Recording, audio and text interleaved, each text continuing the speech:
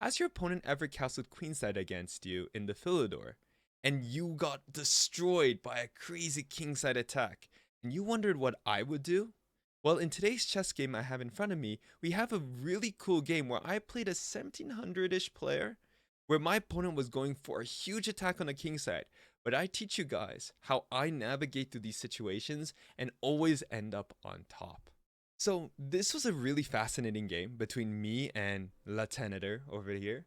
And in this position over here, I was playing black, and you guys know the drill, I'm playing the Philidor.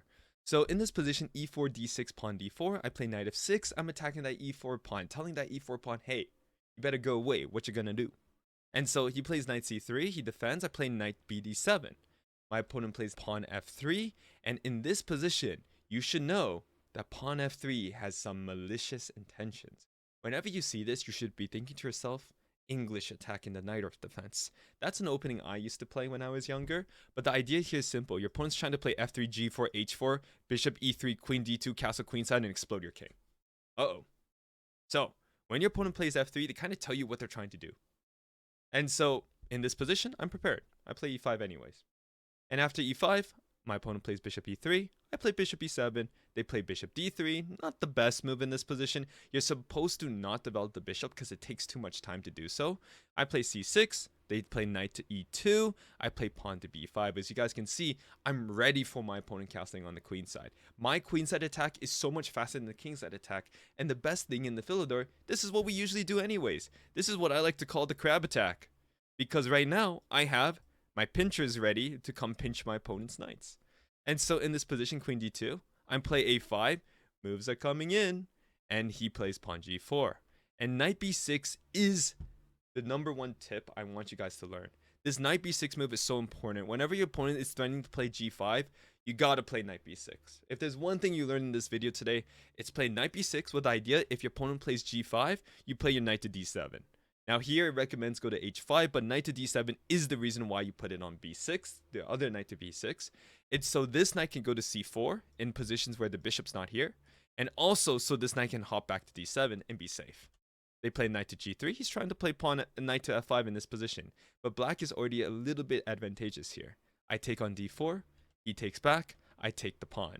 Now, it says in this position, a better move would be to kick the knight out first, but this is fine. I take the pawn. He plays pawn f4. I play bishop to f6, trying to trade off the pieces, which they trade.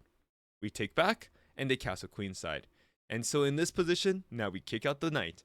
Always remember, guys, kick out your opponent's knights whenever whenever they're there, and whenever you can gain advantage. And so by playing pawn b4, I'm kicking away one of his best defenders. And my opponent here made a huge mistake, a huge blunder, which it repeats right now. Let me know in the comment section below if you guys can tell me why this is a huge blunder, why this is a mistake, and what you would do in this position to counter this move from our opponent. Let me know. Alright, time is up. This is a bad move because you can just take the knight on c3. And the reason why you can take the knight on c3 is because they can't take your queen. Because if they take your queen, you take their queen, and their attack is over. It comes with a check, which is very important. And so in this position over here, my opponent takes back over here. He decides not to trade, and I decide to play queen e6. The reason why I want to play queen e6, it says it's a mistake. The idea is I wanted to poke on a2. He plays king b1, which is good. I play rook to b8, threatening a discovered attack here, which would be pretty deadly for my opponent. And he plays king to a1. I take the pawn in e5 now because I think there's no more threats, and I just castle kingside. Now, you might be asking why I don't capture the pawn in e5 even though it's recommended. It's always dangerous to take these pawns in e5 because, for example, if you take with the queen, you immediately lose because you get skewered. I like to keep my pieces unpinned, unskewered, which means untacticable. So I just castle. I let him keep the pawn. The pawn is more of a hindrance for him more than a hindrance for me. He plays bishop f5, but I just play queen to c4. He plays bishop to d3, and I just play queen to c5. He plays knight to e4, I play queen takes e5. And in this position, rook to d1, e1, this move is very important for you guys to calculate and be able to know what to do. I really like my next move here, and I think my next move is very important, and it's a nice move in this position. I just play knight to d5. And the idea of knight d5 is simple. You can't move your knights, because I'm going to take on c3. And in this position over here, my opponent's knight is stuck because anytime he moves, I just take on c3 and I trade off the queen. And then once I trade off the queens, there should be no threats. And so I really like knight d5 a lot because it stuns the opponent's pieces. Now, before you make this move, though, you do need to be careful that there's no discovery attack here that wins your rook or queen or something, or king. That would be pretty bad. But in this position, I had calculated it all. So my opponent plays bishop c4, and I play knight to f6. I'm just defending my pieces here. I'm bringing my pieces closer to my king so I'm protected, and I'm also just trying to trade off the pieces. If he takes, which he does, I just take back, and I don't care if he takes here, because if he takes here, this loses the game due to queen takes c3 mate. So I'm really happy here. So in this position, I take. He doesn't take. He plays rook f1. Makes a lot of sense. I take on f3. He takes back. I take back. And in this position, my opponent played rook d3. I was not expecting that. I'd calculated super long calculation, like bishop takes f7, because if he plays bishop takes f7 and I just take over here, I instantly lose the game, rook d1.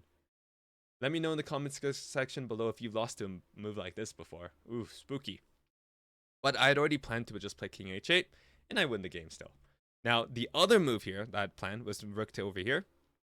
But this move doesn't really do anything, because I calculate a couple things. First of all, I can take the rook, which is pretty good. You can also just play knight d5. Both these moves work, and both of these moves are very good for you. But in this position, my opponent decided to go out the lame way, which is not do anything at all, and I just play knight d5, and the rest of this game is easy peasy, where I trade off the pieces, and my opponent resigned after a very cool bishop to g2 fork the two rooks.